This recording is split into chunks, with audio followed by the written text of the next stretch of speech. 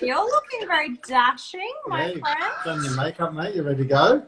I decided that in a lockdown, we all need a smoky eye at one point. Tell us what you're wearing. Give us a breakdown. Oh, okay. So I just got into my closet, and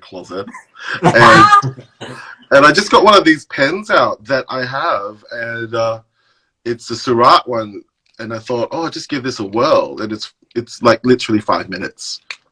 Like this cooks quicker than my Cantonese style steamed fish. Like it's so quick. Like I just whipped it on, and then I came on. Why not? Amazing. I love it. Jared, where's your smoky eye? I think we probably should seriously do it on makeup. Exactly. How is it possible that one of my faces like takes up the whole screen and then two of your faces are like? Because we're about 1.5 meters away. We can come closer. Is this better? Okay. There we go. All right, that's better. Okay. Thank you so much for coming on for our first session as well. Yeah. I'm so happy I've got friends. You don't, but that's fine. Who are they? All right. So Nige doesn't know what we're going to ask him tonight. He went in blind. Bless him. Yeah. Okay. So Nige, we're going to start the sesh with. We kick off with telling people what we're actually going to do for the whole. Nah, they'll work it out. So the plan is everyone is their first time on, which is pretty much everyone. Shereen and I are doing questions with people in industry about success. Fabulous people, obviously. Fabulous people about success, industry, and vulnerability. So we'll have a safe word, which will be what we'll find out in a second. Nice. Have you found your yellow object for us? He told me before what it was. Oh, what? You know the answer. That's not fair. I was being really, really crass. Now that we're live, I'm like, oh, God help us all. I think it was just maybe a safe word for me and him, not for you. Yeah. I think Jared's the one that needs the safe word. Which is please let me go.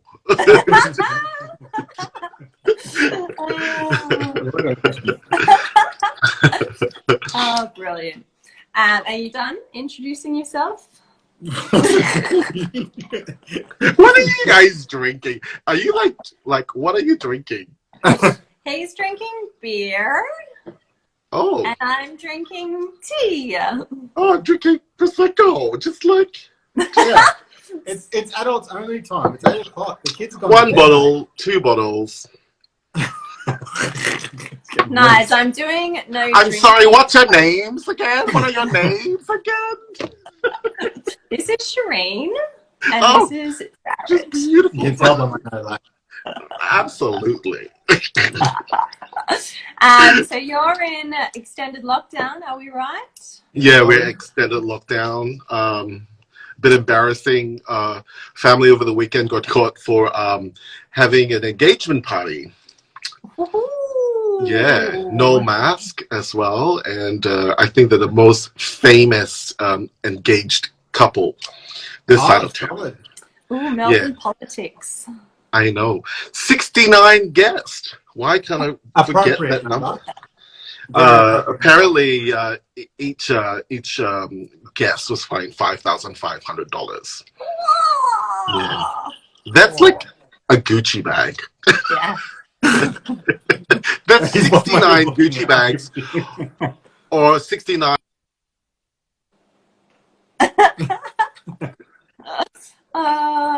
Brutal, man, brutal. Yeah, so we're going into another 2 more week lockdown, and then we now have a curfew as well, and a 5 kilometer. Yeah, same here. Naughty curfew, like a teenager. I know. I never go. So if you want to buy your biscuit, I know you better like get out and buy it before you come back, because you need something to munch on when you're watching Survivor or whatever. I love Survivor. Everyone's just like splashing everywhere. I feel really fit by the end of the show because everyone's just like moving and I'm just sitting there like this. So No, I've taken a leap out of your book. I've been cooking. Oh, okay. What are we cooking? I'm going through a soup phase. Probably the easiest thing you can cook. But I've done pumpkin. What else did I make? Mushroom. Well, not so good. Leek and potato. All the carbs, basically. Mushroom's not good. Are you guys vegetarian or you eat everything? Semi. Vegetarians that eat meat. So wow. That is so offensive to any vegetarian. Sounds like this bisexual man once who told me that. Brings back memories. Let me go. Let's jump in. All right, Nige, let's go. All right, so to start, I'm going to ask you 5 words to describe you as a person. Okay, 5 words. I would say passionate, hilarious, obviously, introverted, empathetic. Oh, I was going to ask you about this. Introverted, empathetic, cautious, and curious. Did you say cautious? Cautious. Oh, I didn't expect that. I said cautious, not bisexual. Cautious. Jesus. Thought we got that out of the way. We were talking before about like the combination between people generally in the artistic world. Not always, but there is a lot of people who are charismatic, but then also introverted. So they are performers when they need to be, but then generally quite introverted in their own head, in their own space. I think it's pretty normal, but it's also quite confusing when you're trying to figure that out for yourself, because you're good in front of people and you're outspoken and blah, blah, blah, but then you also don't like to be around people sometimes. But have you always been introverted, Nige, or is that an adult change? I think that's an adult change. Like, I've only just realized that when I moved to New York, actually, that there was too many energy around, like too much energy around myself, and I couldn't really cope with it because we live on top of each other and things like that. And then I could be at like the best parties, the biggest parties with the most amazing stars, and I was like, no, like I'll do a lap. And then, I'd rather go back and sit on the couch and watch Netflix with a good friend, which says a lot. And at that time, I was really confused about it. And I was like, oh, maybe I'm not who I thought I was, or like the diva that I wanted to brand myself as, that kind of thing, or didn't have the energy to sustain it. I thought I was getting old or something. But no, like, Babe, like, you're Asian, you don't age. There is a lot of smoky eye here, I'm telling you. A lot. But thank you.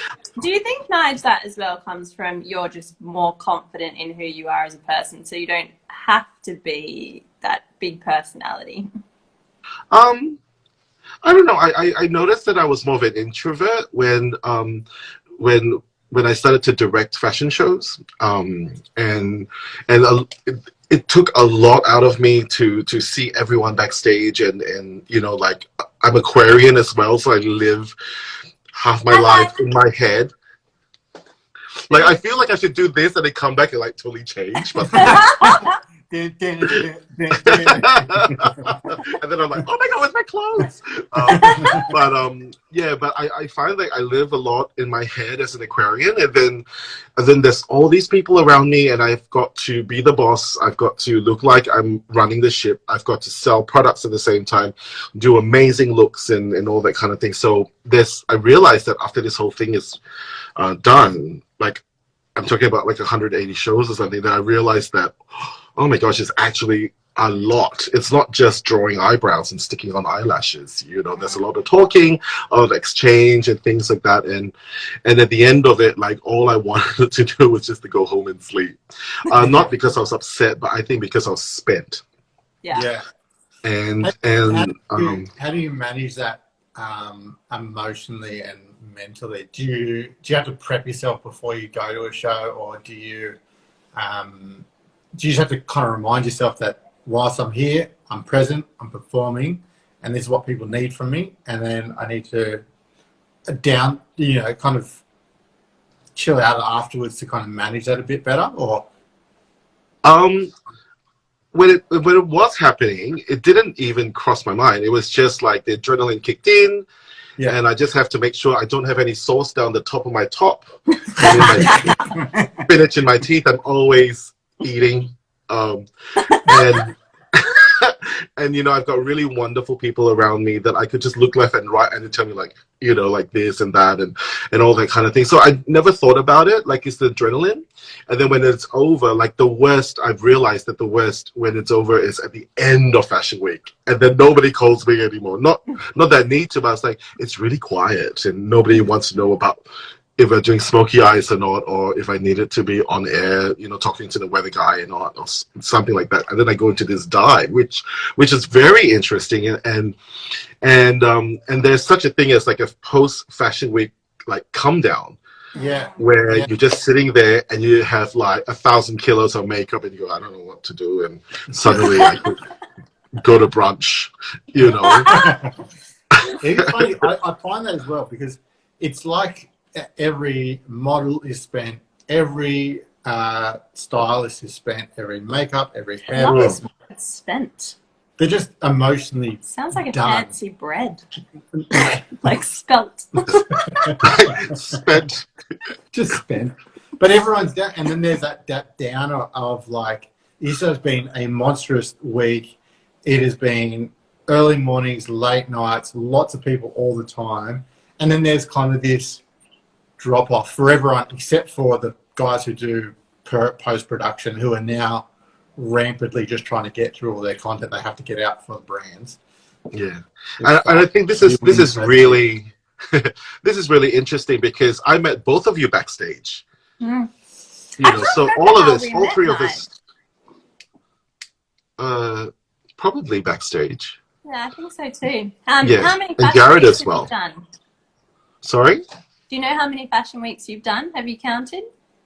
I think I'm talking about seasons. Probably 28 seasons.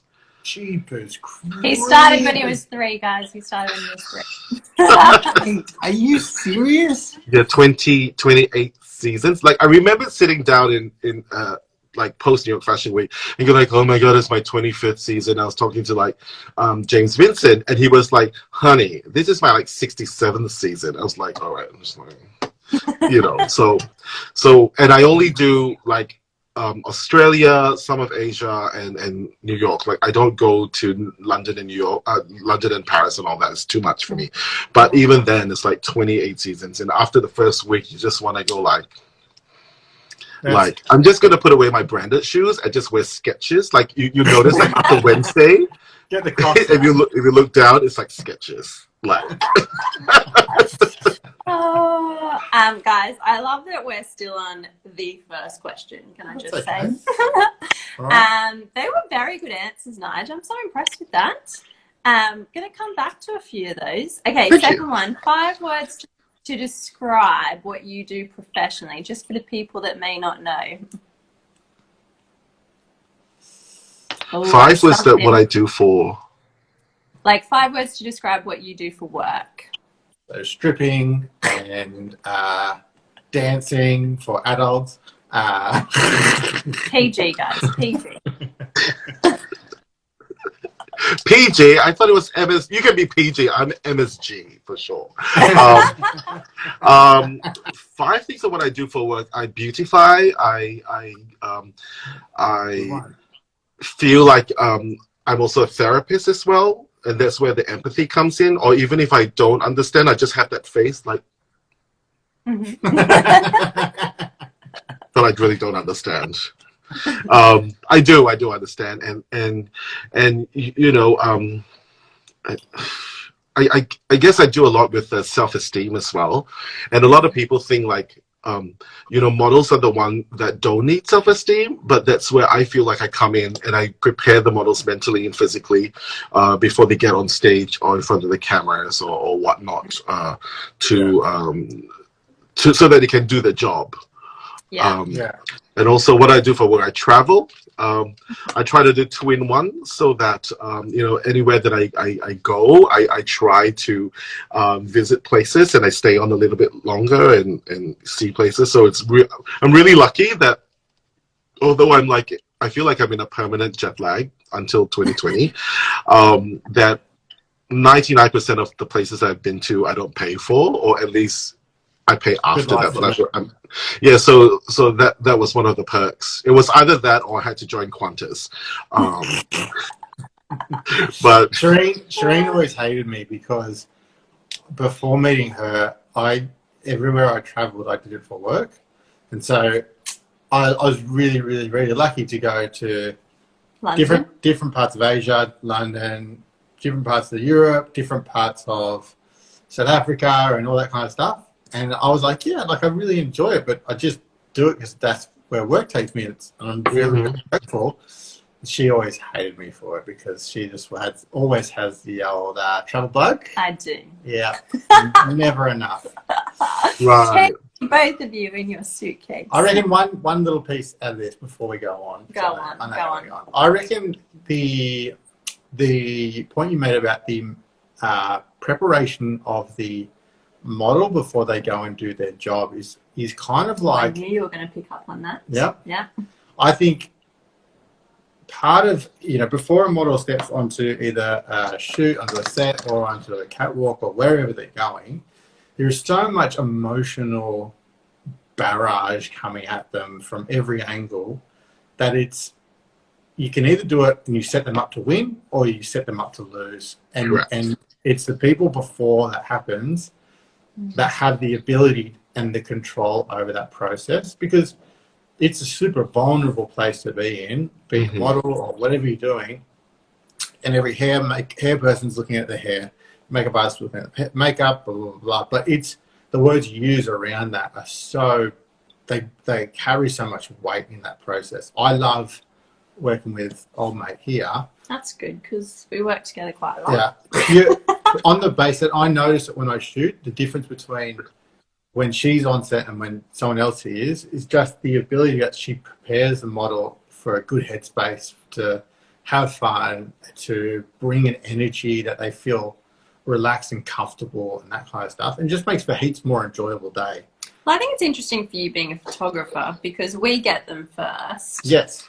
And then hair and makeup, we share them for the first hour, 2 hours, and then they get palmed off to the photographer. So, I mean, I think, Nigel, you would agree, we all feed off each other's energy. So if we come in with a bad attitude, it just doesn't make for a fun shoot. And then you have to fix it up afterwards. Yeah, always. But I mean, to your credit, Shireen, and I'm not saying this because we're live together, I really think you have a beautiful energy. Really, really beautiful, really calming. Even the recent job that we've done, you had a person of importance for the show, and she was very stressed as well, and you managed to go in and sort of, not that just sort of be a friend and make it feel like that 10% more than what other makeup artists could feel like. And I think that's where the magic is. And a lot of young kids ask me, how do I be a really good makeup artist? I think that's the part that gives them the extra bit. You could be awful at your makeup, but if you really make them feel like they believe it, then you get to go on tour with them and see them at their most vulnerable, because they're not going to judge them and all that. So I think it's a very big divide between technical skills and people skills. And then people like us have to be able to communicate with people who speak and don't speak English. And we have to still, do, but I mean, thankfully, I look like I was born with a very confused face. So people go they rock up and go and they go I look confused all the time. I feel like I'm the Rebel Wilson of the makeup world. And I'm just and I would turn up for work and people women of color and go he's going to beat my face. You better beat my face. And I was like, yes, ma'am. And then I beat their face and they go, woo, she's beat. And I was like, so it's you make them feel like they're a bit more magic. And I think that's beyond any brand or any brush or you just have to make them feel like, yes, you're ready now, that kind of thing. And I think Shireen does that already, so. Oh, thanks, Nige. Hey, question. Yes. Tina Arena? Yes. I told him how you just came off tour with Tina Arena. He was very impressed. Go on. What about Tina Arena? Is she watching now? Let me just check. she does watch it. Yeah, what would you like to know about TinaArena.com? Where'd you go? What'd you do? Where was it? I met her only this year. We were not friends or anything like that, but through some people, they said, oh, maybe use this guy, Nigel. And then her people called me up and said, would you want to do this job over the weekend in Trentham? And I said, sure. So I went there and I was like, please don't make a fool of yourself, you know. And I had to, it was like a 2-hour drive to Trentham. I had to listen to the whole body of work just to make sure, you know, just out of respect, you know, so, you know, yeah. And when I met her, she was so lovely. She goes like, hi, good morning, Nige. What do you want to drink? And I was like, what? And she goes like, do you want tea? And she made me a cup of tea even before, you know, and then we got along really well. And we were filming her new music video, which was called Church. And she was doing this beautiful thing. And I was there like this with my Makita going.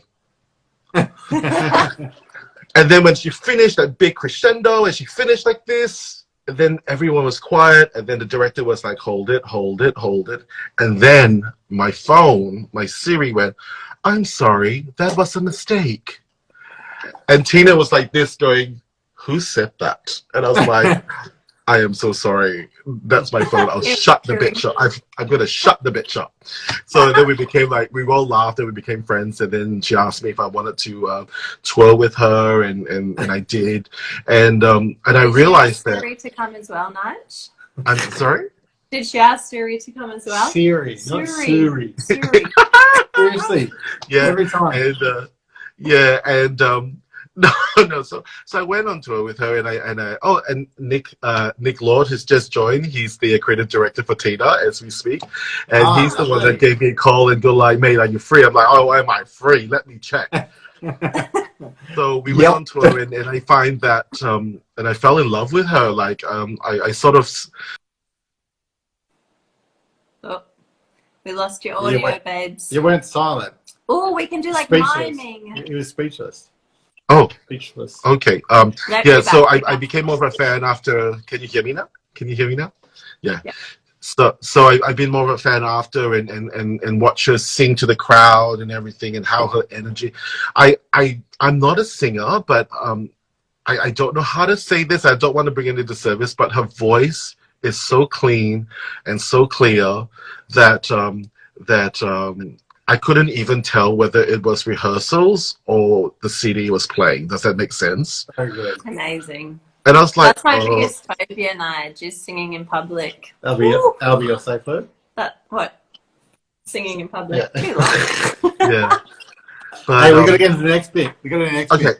Yeah. It's the game. All right, Nige. So don't show us, but you have your yellow object ready. Oh, we need a timer. I was looking for my phone, but it's over there. You have 20 seconds to, without saying what it is, describe it to us, and we have to guess what it is. And then at the end, you hold it up to see if we got it right. Oh my God. Okay. Pressure. Okay. Okay, are you ready? I'm going to use my hands as counters. Okay, this is very technical, people. Very technical. My phone's over there. Okay, you ready?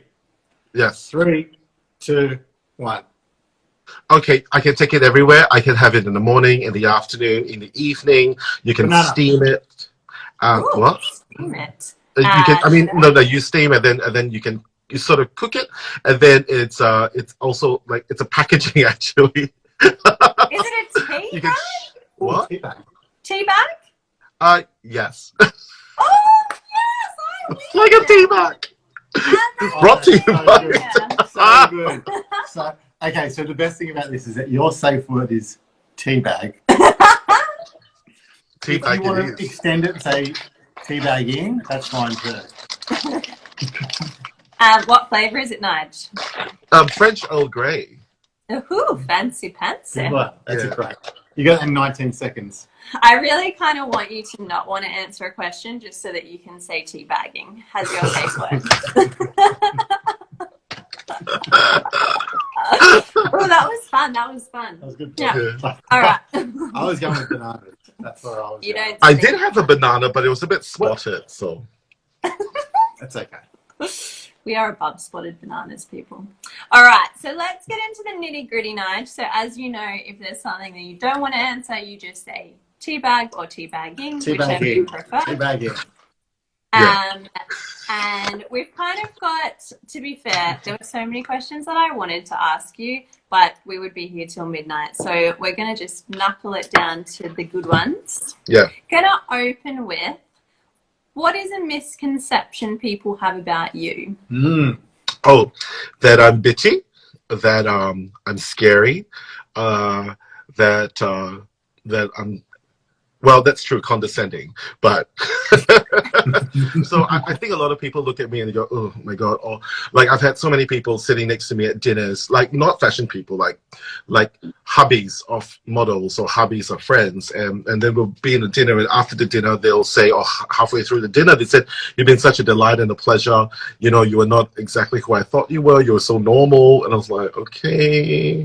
And then I said, what do you think I was? And thought, like, you know, I was outrageous and very diva-ish and you know, attention grabbing and all that. But I said, yeah, but that's the brand. That's when I'm on camera. But then when you're off camera, like talking, it's kind of just, you know, whatever. So a lot of people think I'm that. And a lot of people think I'm very strong, like in my heart, but I'm not. I'm actually quite fragile. I cry at everything. I cry at everything. I watch Survivor and I cry. Hey, so I watched How to Train Your Pet Dragon and I cried. I cry at every. I watch a Cottonelle ad about a puppy and I cry. Like, it's the Aquarius in us, babe. it is. I just cry and cry. It's hysterical. Yeah. So where do you think the persona, like, where do you think you built that out of, or why you built that, or versus, because they're kind of different people. Do you think that's more of a mask, or do you think that's more of a, you kind of just fell into it, or that's what the media wanted to see from you, or an alter ego, even. Or an alter ego, yeah. Back in the day, we're talking about the millennium with the Spice Girls. In order to earn some extra money, I started to do drag. And then I had to paint this whole brand, this whole world about this person. And a lot of the materials I got were from my grandmother, how she drank a tea, how she walked, how she reprimanded people, how she was condescending. And, you know, I stood around with her and her friends playing mahjong and things like that. I'm just like watching, you know, for material. And then I decided, I realized that there's like a front of house me and then the back of house me. And soon through the years, especially after I left Singapore and I came to Australia, I soon realized for the first time in my life that I wasn't the majority and everybody else was white to Australia. And I had to sort of rebrand myself and quickly come up with a point of difference. You know, I didn't have six-pack, I didn't own a surfboard, you know, I didn't have shaggy hair and all that kind of thing. So I thought, might as well just go the other way, and it doesn't have to be in your head, I'm just saying. You know, he's asking for it. You know, and I thought it would be nice to just I enjoy making people happy. So I always, not really sacrificed isn't the word, but I thought that was the route that would put a smile on most people's faces, whether they're a 5-year-old kid or like, you know, a general manager having a bad day. And I just connected. It was a form of a connection for me. It wasn't unauthentic, if that's the word. It was just a way to connect with someone really, really quickly. Like, you know, as a makeup artist or photographer, every day, pretty much every day is pretty different. You go in and there will be someone different and you have 10 seconds to be their best friend. Yeah. And I think that was my skill. That was my way of coping on how to go I'm safe and I'm here to help you. So let's work together. And, we are together for the next 4 hours or the next 4 days and things like that. So, and I think that's how that came along. And as I grew up and went into adulthood, the work me went one way, like this way. And then the backup house me went like this, and it's not a bad thing, but like I realized that I needed time off and then time on again. And I thoroughly understand, like, even like with celebrities, for example, like you get on stage, you grab a microphone, you entertain people, thousands and thousands of people. But on your day off, when you're eating at a restaurant, sometimes you really don't want people to say hello, or so it's I mean, I wanted to come into this industry to connect with a lot of people and to make a difference to a lot of people. And it's been 24 years.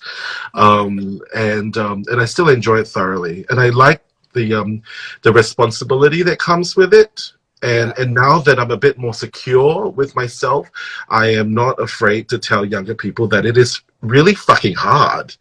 Like that you'll never feel in. Like when I moved to Sydney, I never felt like I've got any friends, and I always felt FOMO, and I always thought my friends had the better deal, and I always thought that they were always in an in party, and they always had a special VIP room to go to, and all that kind of thing. No matter what job I did, it was always like, oh, they're so much cooler, like I always looked up, I thought like Max May with that hair was like, ah! Like, can you imagine me online looking for like hair pieces to look like that?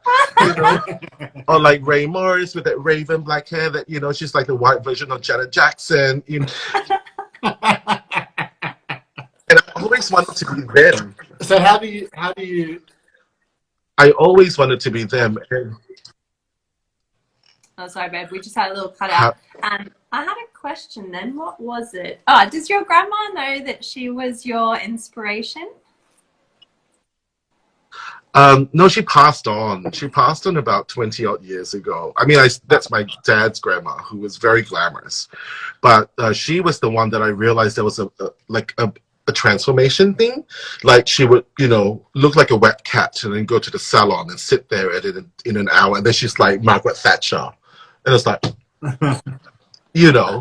with the Pond's cold cream and everything, like the transformation was sublime. And I thought, wow, that is how I know what marketing is, and that is how I knew what branding was, because she would wear that and she would have like a Chinese fan and an umbrella, and she'd just sashay to church, and I'll follow her to mass, and realize how important it is to have a front, like your front garden, as a respect. In Asia, it's like it's a respect to the other person. Like I got dressed up for you, like a funeral or a wedding. You get dressed up for them, and that's where I learned that. But I wanted to say something about the not feeling in, and the epiphany that I got at the end of it was after all these years, and then I became the official makeup director for Fashion Week, and I was doing Tony Manischewski and Dion Lee and opening every damn Fashion Week and all that kind of thing. And I still never felt in. And then I realized there's no in. That was it. Oh, you're getting so much love, Nige. Yeah. Love you. You look divine. Oh, it's Rachel. So, hi, Rach. So to all the young kids out there who really want to feel like, they just have to be a bit skinnier and a bit more, a bit thirstier, a bit juicier. I don't think there's that. It's never ending. It really is never ending. So I wished, now that I'm older, I wish I told myself, just relax and, have that baguette when you're hungry. I just like, drink your Fanta. Like drink your Fanta if you want to drink a Fanta. You don't have to drink the Perrier. Like when I first started drinking, like, and I was like, it's delicious, But I didn't know how to drink like sparkling water back then. So it was, and I was like, fuck, I really want a Fanta. But I was like, I can't, So now that I, 20 years on, I would have gone back and said, just really be yourself and enjoy the ride, because I never really enjoyed the ride. I was like, kept going. Yeah. I think there's part of it that the secret to longevity is actually being authentic as well. Yeah. Because once you figure out that if you're pretending the whole time, it's exhausting. Yeah. When you start to look at just doing it because you want to do it, then life becomes you still work hard, but it becomes a lot easier because you're just like, I don't give a fuck about whatever someone does. Like, I want to do it for me, and that's really rewarding. Yeah. But I can see as well that if you, I don't know, maybe you started a YouTube channel or like your online presence and something worked and then it wasn't you, and then you kind of had to keep going with it because it was working. I could see how you could get trapped in that. Yeah. Authentic versus performingness. Yeah. Yeah. That was good English, right? Performingness. Yeah. Performingness. Yeah, good. Yeah. Performing. Very good advice, Nige. I think for me, that's kind of the biggest thing I want to get across in these sessions, because so many of my students just think that you have to be all of these ingredients to be successful. And then you'll be happy. It's just really sad that they think, like, I had a really interesting conversation with one of my assistants, and Is that sparkling water? It's not. oh, I wish I Yeah, sorry. Yeah. And she just, I think, was quite surprised to find out that, like, me being in it for 15 years, you know, still had battles and insecurities and stuff. And I think she was under the impression that that just goes away after you've been doing it for a while. And I was like, babe, no. Yeah, you kind of have to brace yourself and sort of go in and it's actually a lot easier for me being a director, because then I have a purpose to fight for the kids, you know, the team, and I feel like I've learned that after all these years, I do stand up for other people more than I stick up for myself, and I become really quite scary, you know, really quite scary if someone pisses off someone on my team, and then I find that was my cause. But if someone did something to me, I would just go, don't worry about it, you know, and it's just like, just don't worry about it. And I guess it's kind of like the teachings that my parents, like my mom would teach me, and just say, just each party just step back and there won't be a conflict, you know. And you wouldn't so I always try to avoid conflicts if I have to, unless it's very disrespectful to someone backstage or anyone talking down to any of my girls. Like, I would, as Shireen would know, I would rather scold my children louder than any other producer on set, so that nobody else gets to scold. And sometimes, and the secret is, 50% of my scolding is for drama, so that other people can hear. I'm not actually scolding them. I'm like, how could you do it? Okay, it's fine, just relax. You know, it's for show, to show that I'm doing my job. Yeah. Anyway. What's the next one? Okay, a pinch me moment in your career. Oh, New York Fashion Week. 22 minutes. New York Fashion Week. Yeah, New York Fashion Week. One of my first Fashion Week I flew into, it was a snowmageddon. And my mother was like, oh my God, Jesus doesn't want you to go, it's snowing. And I was like, what does Jesus got to do with Fashion Week? It's a sign, Jesus doesn't want you to go. And then I got on the plane, and I landed up in LAX, and I couldn't take off again because it was the snowstorm. And I called my mom, like, Mom, I'm trapped in the Hilton in LA. My mom goes, I told you, Jesus told me to tell you not to go. Anyway, so I ended up in Fashion Week. I was late for my first ever show, and then the second show that I did, the director from Maybelline said, the global directors were doing a charity show. So there's one side with celebrities, and stage left is the celebrities, and stage right backstage are the models. So could you head up this side? This was my first time. And the first person I had that sat on my chair was Agnes Dean, and then was Kelly Osbourne, and you know. And let me tell you, now that I remembered, my makeup kit didn't arrive because of the storm. So I had to use the like the show kid. It's like perfect. All the sponge applicators. Me doing eyeshadow with a sponge applicator on Kelly Osbourne. If anyone can do it, babes, it's you. So we did it. But and then you know, and then like Orlando Pitta came along and did the hair, and I was like, "Is this for real?" You know. And Liu Wen and all that sat on the chair in my rows, and people. I was directing people I've never met before, and I was like, "Okay," and I was very jet lagged, very jet lagged. Good combo. Good combo. Yeah. Good combo. Very good combo. Yeah. So that was my pinch me moment. Oh, so good. Yeah, it's awesome. Let me move on because I know time is against us. If you had a warning label, what would yours say? A warning label. Oh my God. What would mine say?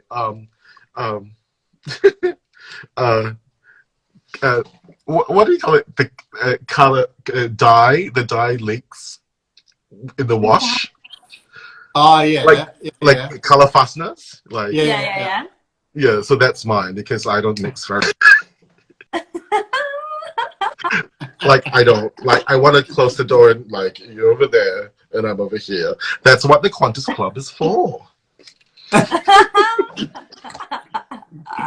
So sassy. So sassy. You know, the first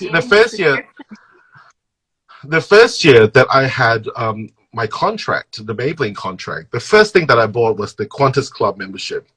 That's the first thing I bought. I was like, I don't want to sit at McDonald's anymore. I want to go sit at Qantas Club with my free coffee. That's it. And I just paid for it. I remember it. To be fair, yeah. The Qantas Club is actually awesome. I don't line up at all, nowhere near. But if I did regularly, I'd 100% do it. It's so good. Get my work done. Yeah, because the only time I run is at the LAX airport where I run to get a shower. Like I order my food and I go like, I'm over there. I'm just going to get a shower now because there's like 5 showers and 150 passengers. And I really need to get on the shower to wash everything before I get on the plane back to Australia.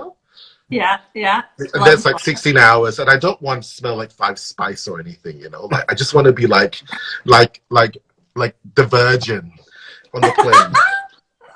I always go into the perfume store and just like smother myself in perfume, and then the poor person next to me must just be like, yeah.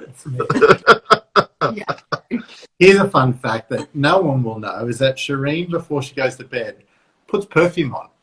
I said to him, what if I died in my sleep? At least I'd smell good. It's the weirdest thing ever. It makes no sense to me. Just like... Hey, calm yourself. So I do that when I go to gardening. I do that when I do my gardening.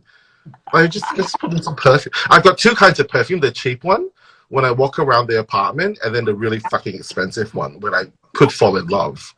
I think I need to get a cheap one. Maybe I'll get like, what's that one you wear when you're in school? Impulse. Yeah, I'll get an Impulse. My first ever one was I wear CK1. Oh, yeah. Like if I was going to my friend's house, like my bubble buddy, I'll do a CK1 like half a bottle. That's still quite nice. Yeah, it's only $38.99 or something at Chemist Warehouse. But half a dozen. You've had a question from Louise. What are some of your favorite brands or products? Oh, okay. Right now it changes every 6 months. Concealer wise, I love Surat. Eyeshadow blush, I love Surat. Eyelash curler, Kevin O'Kwan and Shu Uemura. Powder, I love by Terry, the one with the hyaluronic stuff in it. It's like $80 at Mecca. And lipstick, I love the one. Okay, this is the final one. Lipstick is by Linda Jeffries. Oh, really? Yeah, she's got lip lacquer. That in Melbourne. Yes, yeah, I remember and it's wonderful. You, Linda Jeffries, go onto her thing and order it because once it goes on, it feels really comfortable and it lasts for a long time. Like I put it on Tina, and she's gone out and sung her whole 50 years of her career, and she came back and it's still there. Like there's no, like it doesn't move and it's very comfortable. So those are my favorite products right now. You were very quick with that. That was impressive. I was trained. Okay, Nige, next question. We're nearly there. What is a quality you desire but have not mastered? Patience. Go on. Patience and what's the other one? Gratitude. I think patience and gratitude. I have to keep and hunger. Yeah. So I need to. I need to tell myself that sometimes enough is enough. Not about hunger, about patience. Like, things need to work.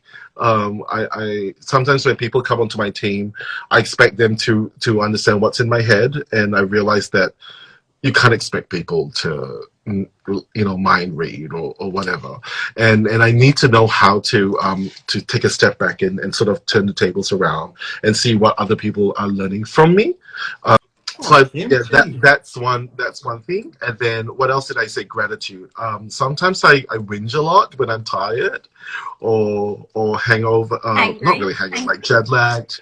I get really lonely. I get really lonely. I could be in a room with all the celebrities or anyone, and like even at the and I could feel lonely, and that's something that as an adult I have to watch for, because that's mental health. Yeah. 100%. And how do you? Can I ask what your self-talk is when you're in that headspace? I call my mom and we talk about recipes. Sometimes I do have a with my friends, just to call them up, and I go, I can't believe, blah, blah, blah, blah, blah, is driving a Bentley, stupid things like that. And then I have a cry. I think crying, I've learned to cry in my older years. Crying is very good at soothing and calming. And also I've just downloaded a Calm ad. Amazing. And Mary Berry talks to me every night before I sleep. Like, it's the best thing. Hello, welcome to the high tea. Yeah. They've got like all these celebs that come on and talk to you, like Harry Styles, and they talk to you about, this is a story about high tea. In the high tea, we have this and this. And I turn it on and I find it's really soothing, like a maternal voice, especially for someone like me who lives alone and over extended period of time. And I'm left in this, like, I look like I'm on the set of The Crown. With Fake background. I've been watching a lot of The Crown, and then suddenly I decided to make my apartment like Princess Margaret. So I get very lonely, and I find like a woman's voice is very soothing, especially when I go to bed, and I just play it in the background. I've listened to it. I played it for 2 weeks already, and I never actually got to the end of what happened at the high tea. Really? Yeah. Good evening, I'm Mary Berry. Today we're like, it is wonderful. Like, it really helps me, and I don't feel too lonely. Sometimes I play Mandarin TV drama from the 90s in Singapore, and I just play it in the background, like even during hotels at Fashion Week, so I feel like I'm still connected to home, because that was what was in the background when I was a child. Right. I don't necessarily watch it, but it's just like, it just keeps going, and I feel it grounds me a lot and things like that. I love to drive to the Three Sisters. That's my special magic place. Yeah.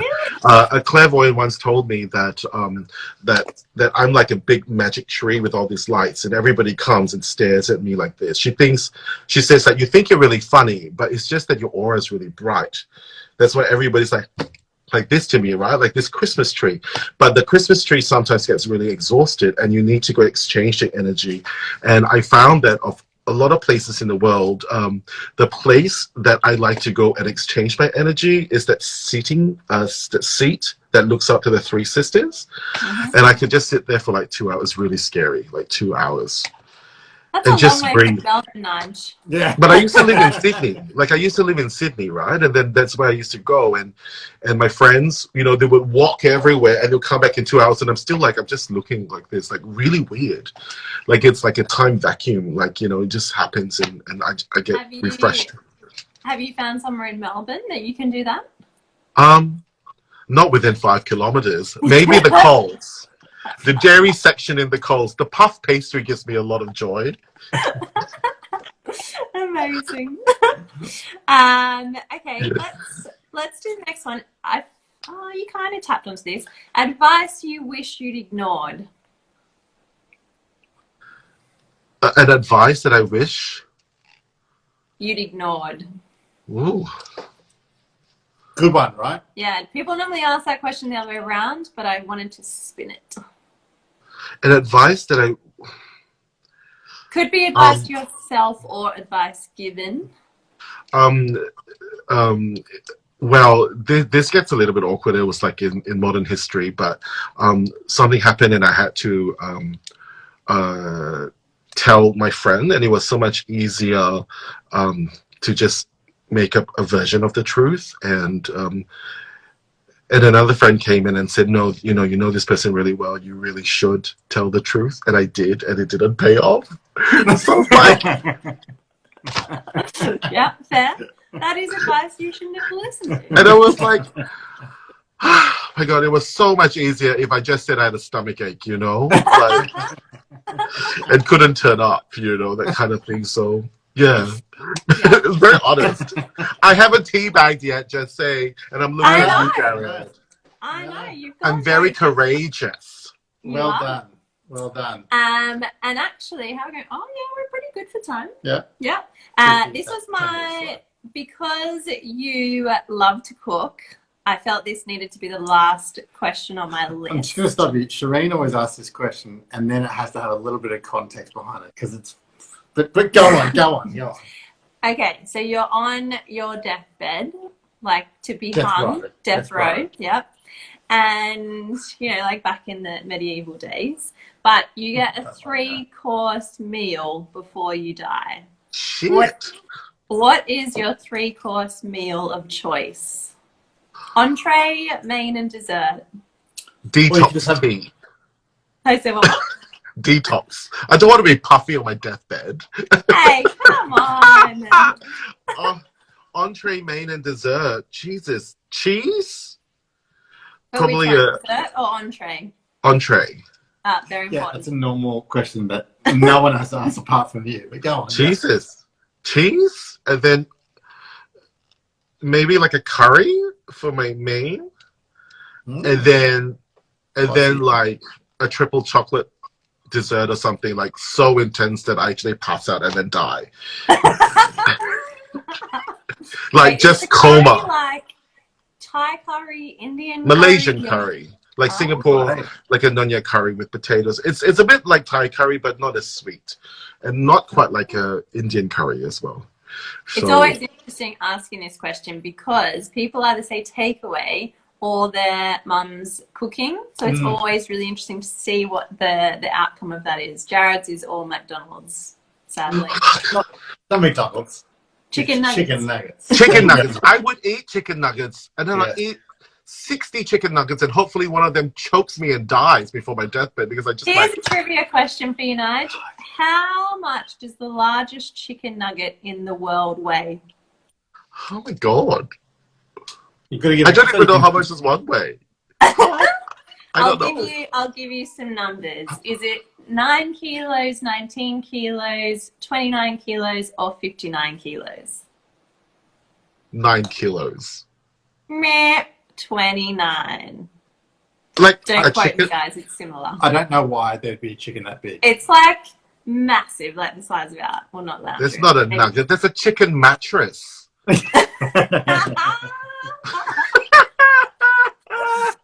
And Jared would be sleeping on it. I love it how you like chicken nuggets. I love chicken nuggets so much. Oh yeah, so good. I want them every night.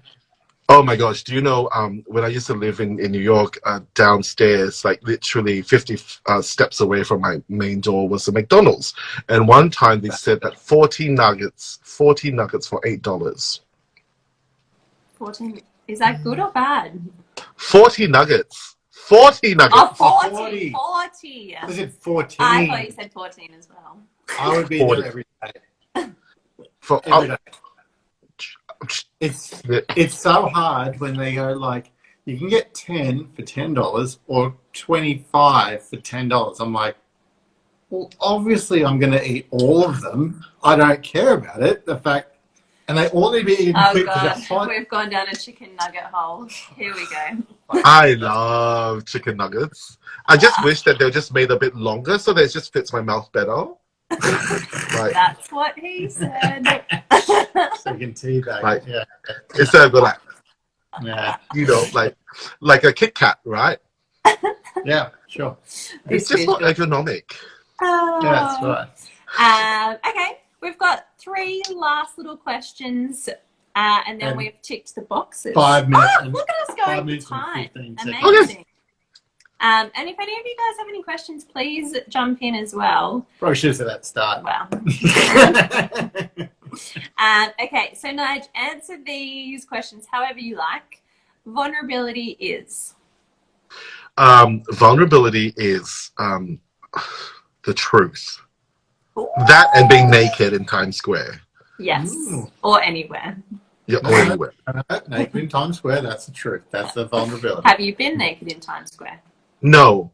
Okay, good to know. Not I would have been in jail. Success is? Success is respect from your tribe. Ooh, good one. Like That and a Rolex. But I prefer the respect. The respect is very important to me. I think that's what successful. about respecting the Rolex? Both. Yeah. And then last one, happiness is? Happiness is family. Oh, I love that. I do love your connection to family. Yeah. Yeah. The- You the- just had a request, Nige. Can you do the Kit Kat eating demonstration again, please? What a great way to finish. That is for the after midnight show. The 8 o'clock show, you have to pay more. That's actually a $25 entrance fee. And that includes bondage and, you know, dirty talk. And but that's feedback. after midnight. What was the question again? Sorry? No, it's happiness is. Happiness is. Oh, no, that question. Oh, that question was eating the Kit Kat demonstration. Not But I demonstration. have one question, Nige, that I was going to ask you earlier. Because obviously you came from Singapore. Yeah. Do you think home is Singapore or here?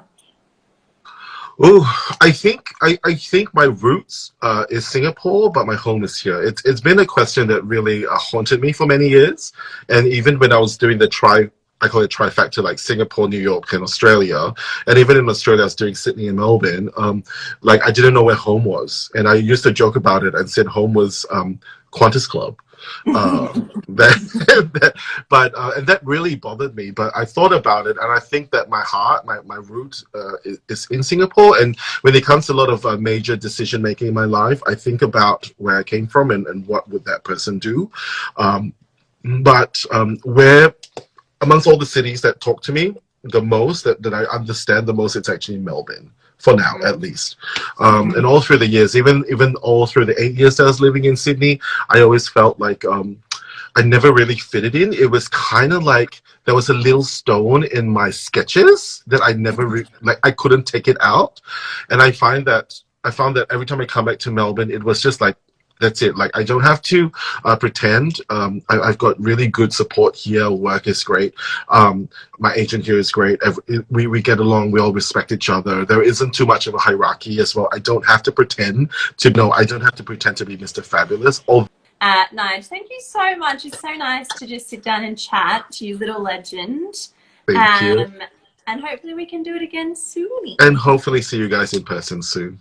Yes, for sure, Z. Thank you so much. Thanks, everyone. Bye. For coming on. Thank you. See you Chicken next week. nuggets. Oh, don't. Yeah. Don't. Yeah.